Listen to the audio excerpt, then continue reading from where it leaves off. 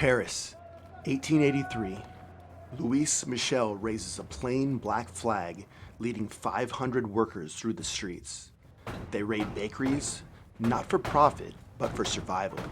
In this moment, the black flag is cemented as the symbol of anarchism. But the flag's true origin predates the movement.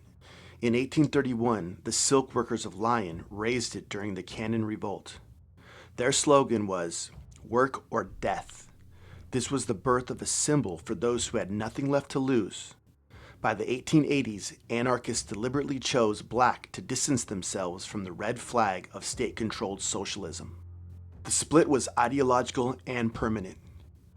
It explains the literal origin of the Blarxists, the friction between the black flag and the Marxists. The Marxist vision centered on a centralized state and a vanguard party to manage the revolution from the top down. Mikhail Bakunin countered that this would only create a new ruling class hidden behind revolutionary branding. Bakunin's prediction faced its ultimate test in 1917 during the Russian Revolution. Anarchist factions fought alongside the Bolsheviks, hoping for a true liberation of the working class. But as the Bolsheviks consolidated power, they began to systematically crush their former allies. In Ukraine, Nestor Makhno led the Black Army, holding the independent territory for years against all odds. His free territory was a living experiment in anarchy, decentralized and governed by the workers themselves. Eventually, even Makhno was crushed by the very Bolsheviks he had helped bring to power. The black flag vanished from the maps, but its spirit lived on in the underground, waiting for the next crisis.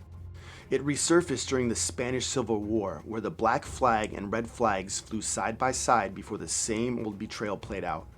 Decades later, in the 1960s, the symbol reemerged as a rejection of both Western capitalism and Soviet authoritarianism.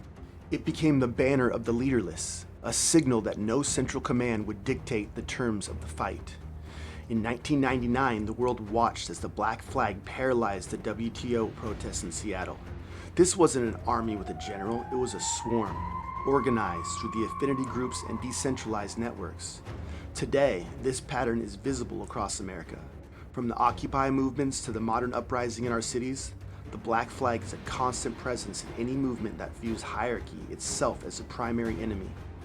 But the black flag carries a structural paradox that has haunted it since the 1830s. No hierarchy makes a movement incredibly hard to crush. There is no head to cut off, yet the same lack of hierarchy makes it nearly impossible to hold together when the time for action arrives. Without leaders, decision-making becomes a battle of consensus, often leading to paralysis or internal fracture. Decentralization is a core identity, a way to be everywhere and accountable to no one. From the silk workers of Lyon to the streets of today, the black flag remains a symbol of those who have nothing left to lose. It is a reminder that as long as there is power, there will be those who raise the black flag to challenge it.